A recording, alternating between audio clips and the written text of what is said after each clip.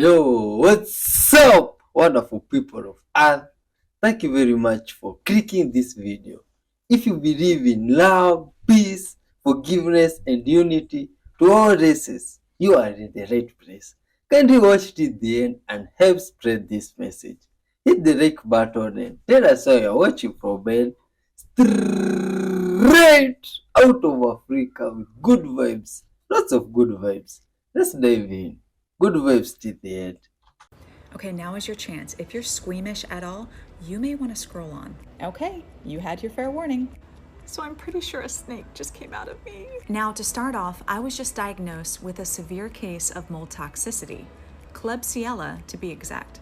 And now it all makes sense why I've been feeling so awful for the past year or so. And it's been progressively getting worse the past few months, where I've had a hard time even getting out of bed. The fatigue, the brain fog, the muscle pain, just feeling like death hung over all the time. I mean, the list goes on and on. I've not been good at all, and I'm sure some of you could tell I haven't been posting a lot of videos here lately. I've been on my own health journey and trying to find out answers for myself. And yeah, if I knew what it was, then I would know how to fix it. But I have been down every possibility of what it could be. I thought it was parasites, so I have done multiple parasite cleanses in the past year. So long story short, I've been really sick. And so I found a naturopath who did a stool test, blood work, allergy tests, all the above. Come to find out, I'm allergic to pretty much everything that I eat nowadays, which sucks. But I haven't always been. So what is it in my body that's creating these food intolerances? And upon doing a stool test, I was told that I don't have parasites, at least in my gut, but that there is an overgrowth of mold in my body, and it's making my life a living hell. But thinking back on it, it all makes sense. Being in the army and living in the barracks, I know beyond a shadow of a doubt that there is mold contamination in those barracks, and the army doesn't care. They're not going to do anything about it. Those barracks were awful. And then all the places that I've lived since then, they've been very questionable. So now that I have the answers, I know how to heal. I just needed a starting place. So let's fast forward to last night. I was having intense stomach cramps, and not like menstrual cramps. This wasn't normal by any means. I knew something was off. But then when I woke up this morning, I felt amazing, like I haven't felt in over a year. I was full of energy, like I was a morning person again. I haven't been a morning person in a very long time. I was all giddy and happy to be alive. My head was clear. I wasn't hurting. I can't even begin to explain how amazing I felt this morning, which was so odd. And I didn't understand why until I went for my morning expulsion. But this time was oddly different. So if you're squeamish, now's when you scroll. Upon inspecting my stool, I realized that whatever it was that came out of me was alive at one point. And it was also pushing 10 inches long. You heard that right. Now in my mind, I'm thinking, that's strange. I was told I didn't have parasites through my stool test, at least in my gut. Whatever could this be? And upon further investigation, I came to the conclusion that it was a liver fluke. Now, if you don't know what a liver fluke looks like, or you've never seen one, you should be sure to go check that out, just so you know, for future reference. And now the pieces in my head are coming together once again. No wonder my liver is struggling. No wonder I feel like death hung over. No wonder I've been feeling so crappy the past year. But you don't know how happy I am to get that sucker out of me. Better out than in, right? My mind is just blown. How long has this monster been living inside me? I don't think I want to know. And I never would have guessed. All this time it's been a liver fluke. Well, and mold, but a liver fluke? Like, how do you even get a liver fluke? I don't even know. Where did it come from? Why is it in me? So yeah, that is my crazy story for today. I'm so glad that I could share it with you. I needed to get that off my chest. Or out of my liver, I guess I should say. Oh my god! Telekinesis! Oh my god! Oh! Is this guy a magician, or is this this is the real thing? Huh?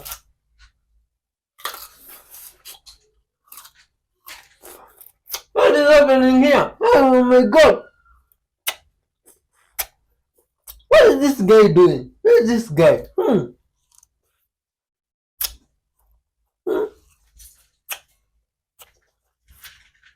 This is really creepy. And this is now making me to if it is really true, why can't he lift it up to above his head? He's just doing that near his hand, and how? This looks quite suspicious. Let's share your thoughts on what you think about this. Is this magician, telekinesis, or is this some big hoax that this guy is putting here and some is lying to us? Anyway, he's a wonderful guy and much love to all people. Let's talk about the importance to this old esoteric and occult artwork. How they used this artwork to hide the secrets of the universe so that one day when the collective conscious woke up, we could reference this stuff. We could put the keys back together. So here we go. Stick with me here. This gets really good. All right, I posted this about a year ago about how that was exactly it. You can see how he's tearing this paper up. And then up here, on the left is Ptolemy's version. On the right is the new version. So they're changing this, right? But there's two things that I missed that were the most important things. One is translating all these tablets and what they say. And two is look in the left hand of the compass is in the right hand, but in the left hand he holds a sphere. And in that sphere is a shadow onto that canvas. Kind of like dimensional shadows, 2D to 3D to 4D, a plane casting a shadow of into another dimension. So they're changing Ptolemy's version. There's that shadow, but then these lines of declination on the new version, these are temples, and they don't line up perfectly with these lines. So they're showing you here, this new version doesn't add up, right? The best part, and I'm not going to read the Latin because I would butcher it, all right? But this is how it reads from the bottom up. Horoscope, this is the one he's tearing up. We are the stars. We used to read the stars, but they're tearing up the celestial knowledge of the horoscope. This is what this guy's doing here. Above it, House of the Planets. Hysteria Geographical, World Chaos or Madness. Ex Tartaria Magna, from Magnetic Tartar. The next one is from the circumpolar region. And then the last one, New Restoration with Mud. You can screenshot this, zoom in, and read it for yourself. I translated this from Latin to English, and that is how it read. House of Planets, World Chaos or Madness, from Magnetic Tartar, in the circumpolar region, New Restoration with Mud. Around the banner on the outside, Chapter 3, maybe Third Reich, you never know. But it says in that part, he handed over for their spiting. Who is he? You might say God, or you might say Ptolemy. You might say the wisdom keepers of the old, the ancient wisdom keepers. They handed over this knowledge thinking that maybe we were going to do better with it. We were going to better the universe with it. And maybe it got swiped under the rug at some point in time in history. Maybe this is the third reset they're referring to. There's lots of questions. Look and see, there's probably lots of stuff that I missed. You can see the shadow that's cast on the earth. There's only 1/3 of it lit up, right? 2/3 in darkness. Check it out. See what you see. Glad to share. Could this giant hammer prove that at one time giants did exist? I know a lot of people are going to find this far-fetched, but you know that any major news station would never cover something like this and say that at one time there were people bigger than us. Now, can you imagine the size and the strength that this person had to have to swing that large hammer around? Now, I don't know where this giant hammer was found or if they're even releasing where it is in the middle of nowhere, but if it did belong to a giant, it's an amazing piece of history.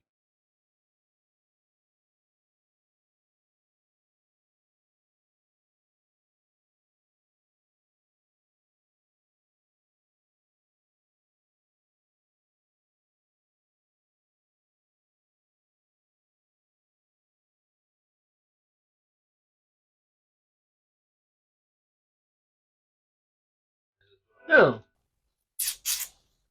Do you think giants really existed? Oh, that was a pretty big hammer, man. The person that used it must have been very big.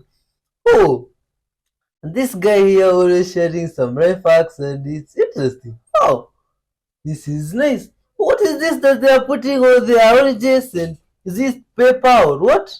Ah, why would you do that? Would it add some flavor? Oh, anyway, much love to all humans out there doing some good stuff and even treating the universe well and sharing information like this for free that is helpful to other humans. That's some good vibes, gesture, man. Much love to yourself. Hmm. Hmm. You see, I'm really surprised to see that you guys buy fruits from other places.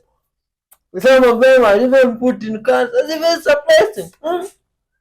Here we pick them from the shop or get them from the vendors and it's incredible. Huh. Secret footage of a ship abduction by a massive UFO. Oh, is this a massive UFO? Is this real or some movie footage? Oh, this doesn't look real. You see now this looks very creepy. Why is it blurry like that? Oh, oh, this is in some places here. Some guy was digging, using what some caterpillar and something like that. Oh, and they found this person was trying to break their firewood, and they helped them using this big machine.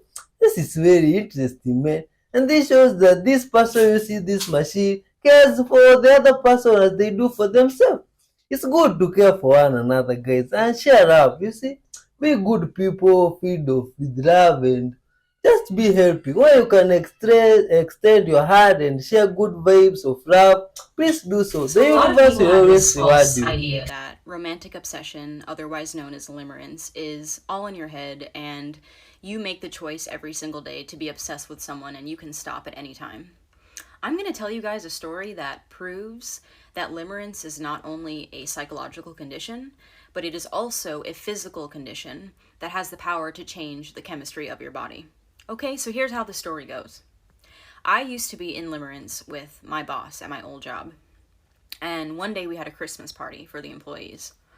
I was so nervous for this party that I only slept for 3 hours the night before. And then the entire day I barely ate anything. I had to literally like force feed myself 1 or 2 chicken tenders just to have something in my stomach so that I didn't pass out from sleep deprivation and hunger. That's the state that I was in. So I was in that state the entire day, got ready for the party, got there around 9 o'clock.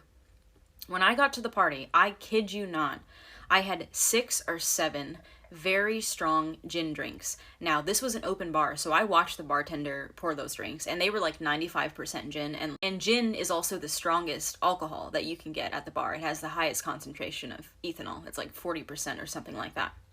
Now, even though I had all those drinks, running on 3 hours of sleep, and barely any food, I was totally fine. And people who were at the party, they had seen me drunk before, and they came up to me and they were like, "You don't seem drunk at all. You seem totally fine." I didn't slur my words. I didn't stumble. I wasn't throwing up. I wasn't doing dumb shit. I wasn't saying dumb shit. I was totally normal. On any other day, there is absolutely no way that that would have been possible. They would have had to kick me out of that party because I would have been so fucked up. Okay? Limerence changed the chemistry of my body. It allowed me to run on 3 hours of sleep. It allowed me to go the entire day without eating. It allowed me to have all this alcohol and not get drunk. It changed the chemistry of my body. Like, y'all don't understand. Like, this is not in your head. This is a psychological and physical condition that changes the chemistry of your body. And I don't want to hear, "Oh, it's all in your head. Oh, just forget about it. Oh, just focus on something else." Bitch, no. Because if it was that simple, I never, ever, ever would have been able to do what I did at that party. This is a very powerful condition that can give you basically superhuman abilities with the amount of adrenaline that it will cause in your body. So that's the story, and it's pretty crazy. So multiple people all over the world last night captured faces by the moon, which is ridiculous. So the videos you're about to see are going to blow your mind. All I got to say is, give me what you got. Come on. Check this out. You gotta see this. But you gotta see this.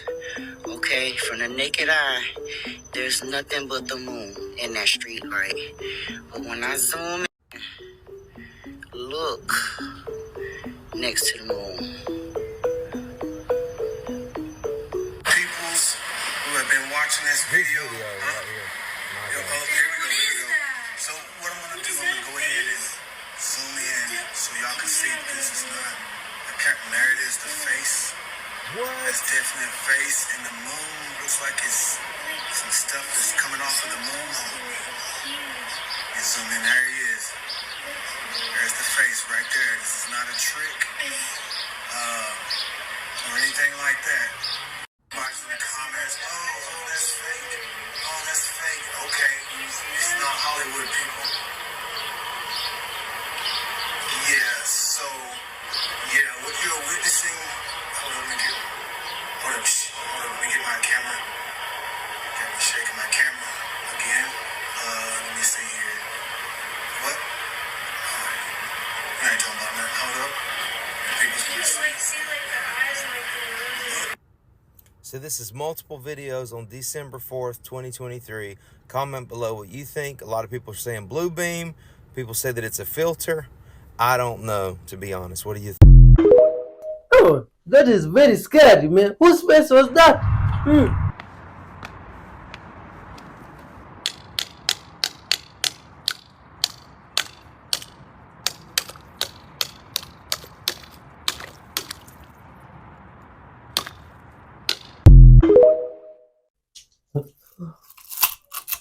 Deep in Scottish woodland lies the... Literally just found out that every time that I've ever thought I was having deja vu, what I was actually having was something called deja revenge. Okay, so everyone already knows what deja vu is. It's that feeling that you get when you feel like you've already experienced the present moment, but previously in the past. So deja revenge is when you feel like you've already experienced this present moment, but previously in a dream. If you've ever felt like you've had deja vu and you're like, I know for a fact that I dreamt this before, then you didn't have deja vu, you had deja revenge. And I started reading all these articles and they were talking about all of like the philosophical issues with people who have deja revenge. Like the fact that it's kind of a form of predicting the future. If your dreams from the past eventually become a reality, then that is a form of predicting the future. And the fact that deja revenge basically proves that time isn't linear. Because if the present moment first appeared to you in the past, then how could it be? And apparently it's super rare, a relatively uncommon experience. Never heard of such a word in my life. Number three, sorry, we skipped number two. Look at that. All that, right? It's that.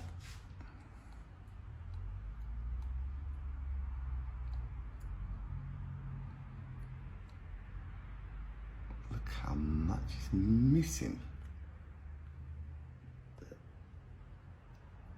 6, 7 meters, 20 feet.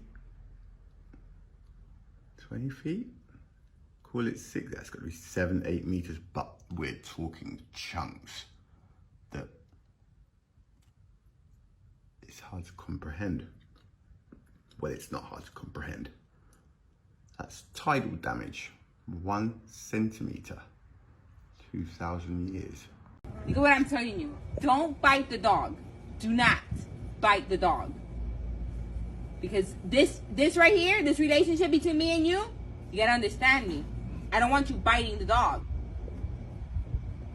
Let it be the last time. Oh, the way that animal is sitting there, it's like he's understanding. Made me do it. I'm putting Elmer's glue in my window to make it like not see-through. Honestly, it might be too much on the brush, but we'll see. My strategy is to literally put it all the way onto the edge and just wipe that off later. I haven't tried it with a regular paint roller, obviously, because this is my first time doing it, but it works really well with the sponge roller. Also, new pro tip, you have to do like this first, because now I have to go back and like make that line blend. So, fuck. And if you see like a little thin spot, you can just go over. I don't know why I'm telling you guys tips like I've done this before.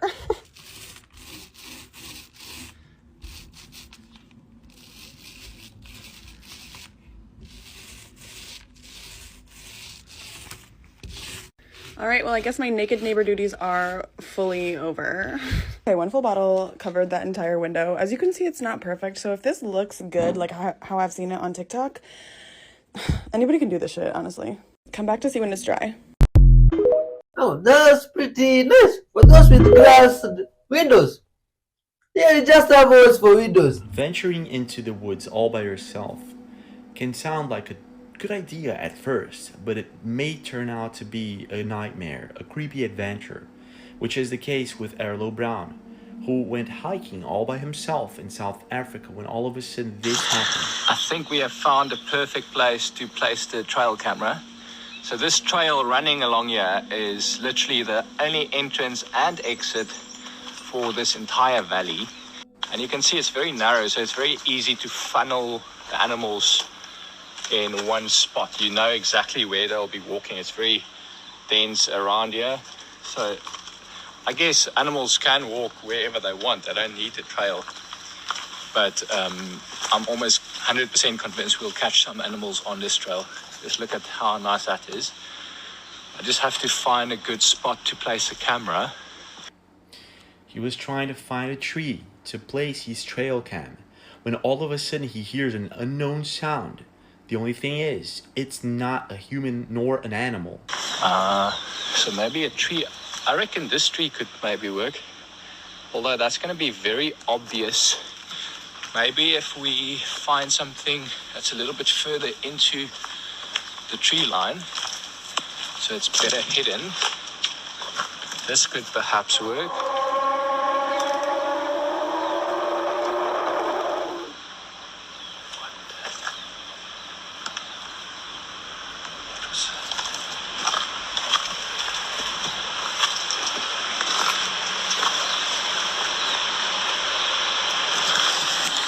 No idea what that was. That was not an animal. I think I'm gonna leave. Oh, what is that thing? That sounded like a ghost. But if space is water, where does the watery space begin? Where is the edge? Well, if we start listening to what the Bible tells us and some ancient scriptures, maybe we should listen to all of it. It says God placed the firmament in the sky to separate the waters of the heavens from the waters below. I have no idea what that means, but I'm starting to get an interesting picture. And then how did God create the flood? It tells us God opened the gates of heaven to let the water pour in on the earth. Okay, now I'm starting to see how you can create a flood. If space is water, it's starting to make more sense. And then suddenly, vacuum just becomes a myth and not a scientific fact.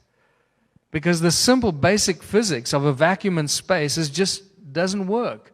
If there are any scientists that actually just think about this, or physicists, the whole thing of vacuum in space is just not compatible with any kind of physics formula or physics that we can put to it. Where does the vacuum begin? Vacuum is one of the most powerful forces of nature. Where does that vacuum begin?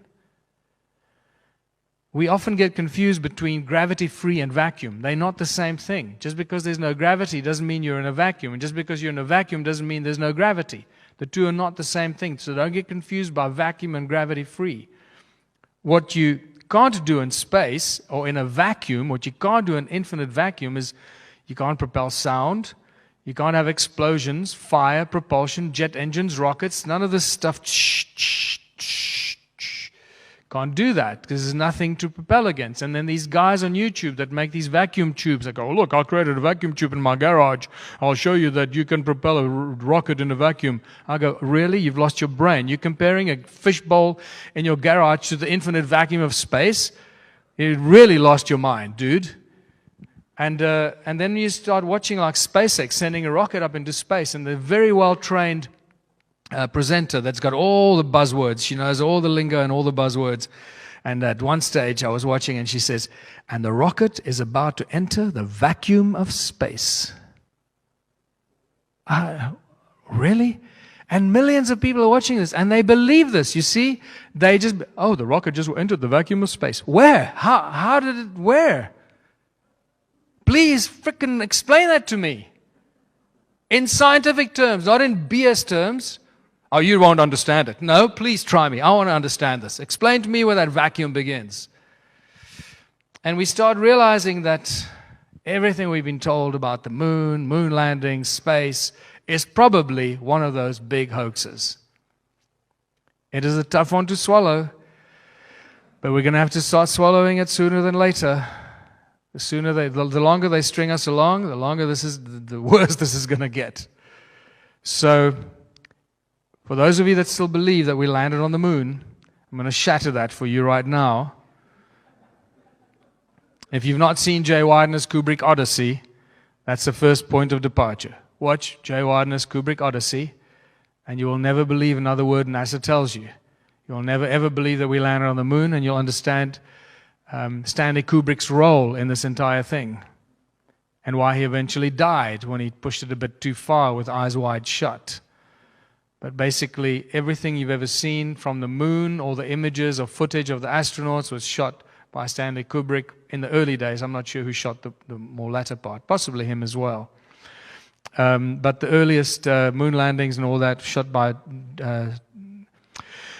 Stanley Kubrick with his very, very specific style of cinematography. It's a dead giveaway, and that gave him basically the freedom to make whatever movies he wanted. He then made a movie called The Shining to tell us that he was the guy that shot the moon landings.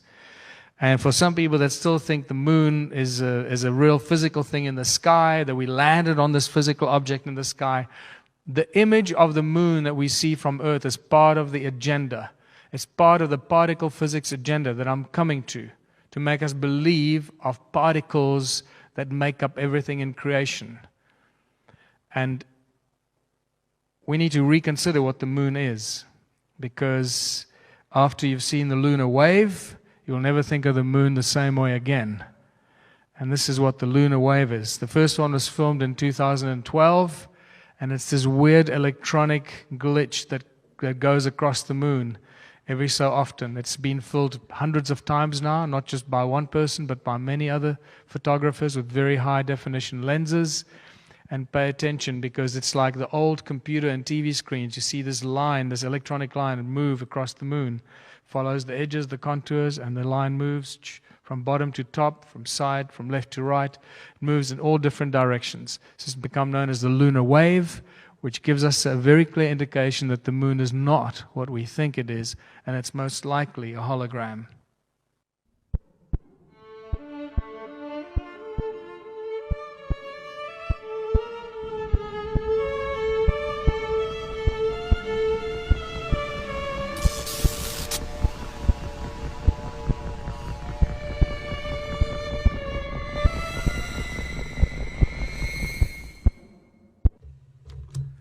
All right, welcome to the Crow Discovery Project. Again, this is the 2012 lunar wave footage, the best example of the lunar wave that we have, and I'm going to show you some things that sharp-eyed followers have spotted long, long ago, and that I have talked about, but I have never taken the time to carefully illustrate.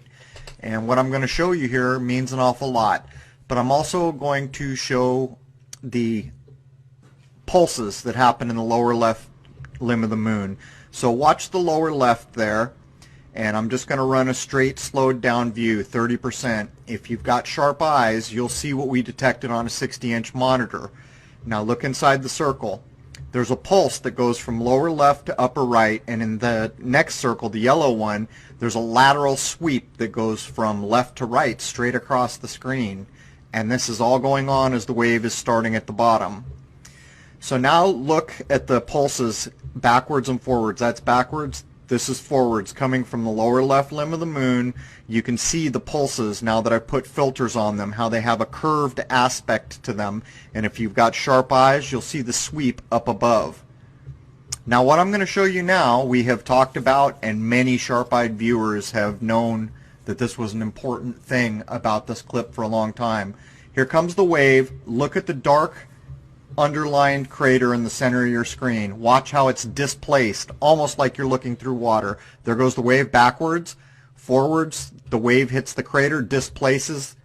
This wave is displacing, as if you were looking through water, the entire image of the moon. Now, I've never taken the time to animate this. I have talked about it. There it is zoomed in. Now, this is running at 30%, and I'm going to zoom out. There goes the wave to the top, and there's going to be another wave coming in from the bottom. Now, I'm going to run this at 30%, so as the wave comes in, you can choose any landmark you want. Here comes the wave from the bottom to the top. Choose any little landmark you can see there and watch it be displaced. Now, that round-looking ring crater, forwards, backwards, and one more time forward, and I'll zoom out, and you can watch it go all the way to the top. Again, this is at 30% with quite a few filters like find edge and some other things, invert. Okay, I think you get the gist of that. This has been filmed many times now, not just by one person, so it seems to me that that we're not looking at anything physical, and that this hologram, or whatever the hell that is possibly hiding something that's really behind it. And then the Mars landing, you know, and when we first landed on Mars, I got so excited. I was just really excited about the Mars probe and all the pictures from Mars. Boy, it was like one of the happiest days of my life. So for me to come to terms and admit that this is probably a hoax is just really a tough pill to swallow.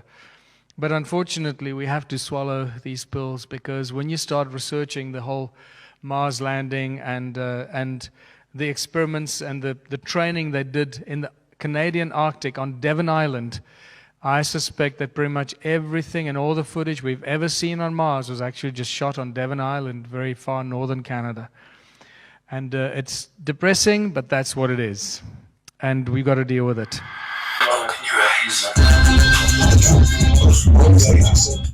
Oh, wonderful people. Thanks for watching up to this far, man.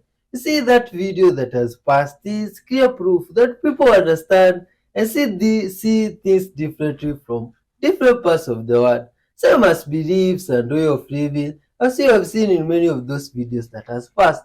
You see, but what's important is that in the end, we all love one another equally as humans, you see, without minding how we think or see things differently, you see. Send love and caring to those around you and good vibes, and forgive those that have sinned you. Tell us there, is it your first time being here? How do you see the experience? Hit the like button and feel very welcome to this family. And those that have been watching and our subscribers, big up to yourself and much love. Watch till the end, man, and send love, share love to those around you. Let's keep watching. Why do we lose sense of time when we're sleeping? Why do we? Lose sense of time when we're sleeping. Why do we lose sense of time when we're sleeping?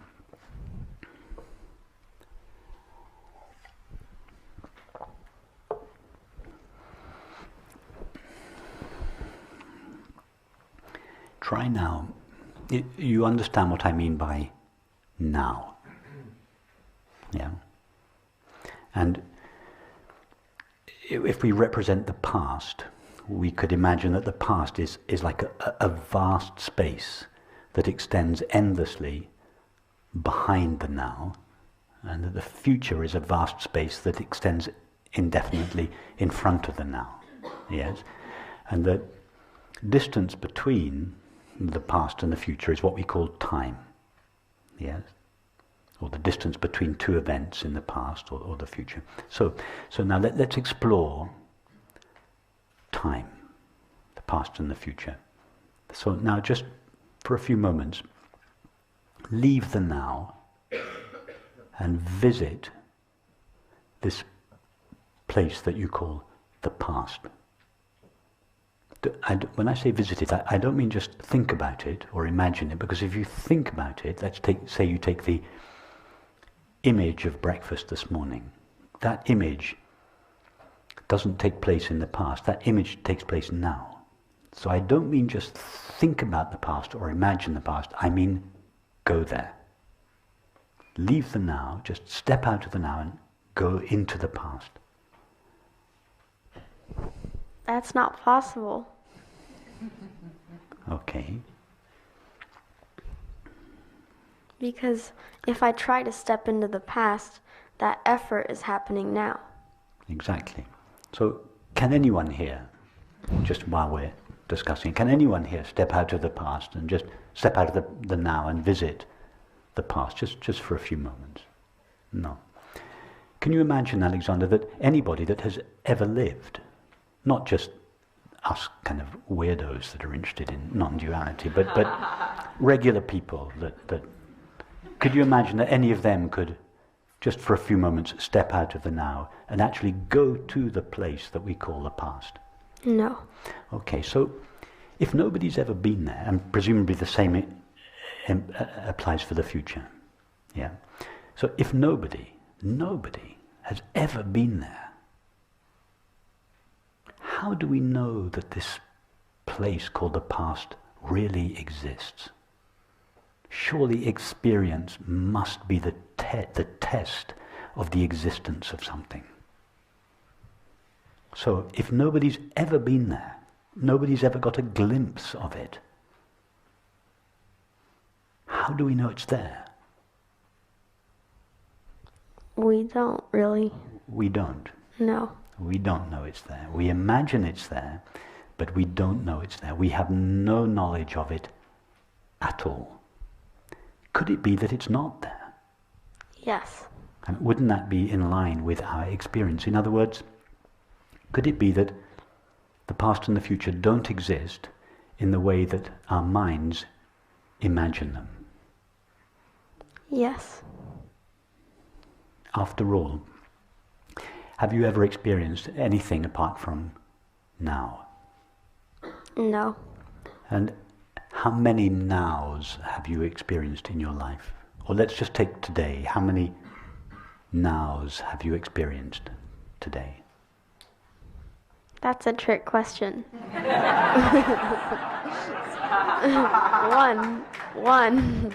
One. Yeah, so all your life, you're only going to experience one now. Yeah? Yes. And that now, we've already discovered that, contrary to popular belief, the now is not this fraction of a moment sandwiched between these two vast spaces of the past and future. The vast spaces of the past and future aren't there. So now is not a moment in time. We normally think that the now is moving slowly through time. Yeah? How fast is the now moving through time in your experience? It's another trick question. It's not moving. It's not moving. It's not going anywhere. It hasn't come from anywhere, and it's not going anywhere. So this now is the only now there is. And this now is not a moment in time. How long does this now last? It's eternal. It's eternal. And you understand that by eternal doesn't mean everlasting in time. It means ever present now. Mm.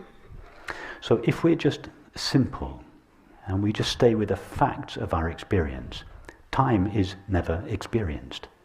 Time is what the now looks like when it is filtered through our mind.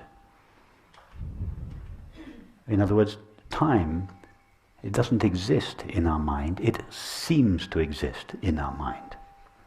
And therefore, if that's the case, wouldn't it make sense that when our mind disappears in sleep, the seeming existence of time disappears with it? Yes. That's why we don't experience time when we're asleep.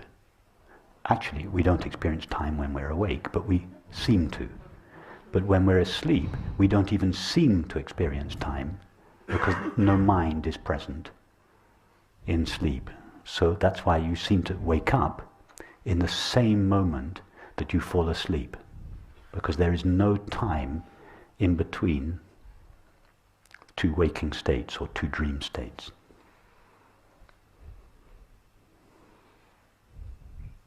Okay. That's confusing, but it makes sense. It's confusing that it makes sense. No, it's confusing, but it makes sense. It's confusing, but it makes sense. Yes. Yes, it's exactly.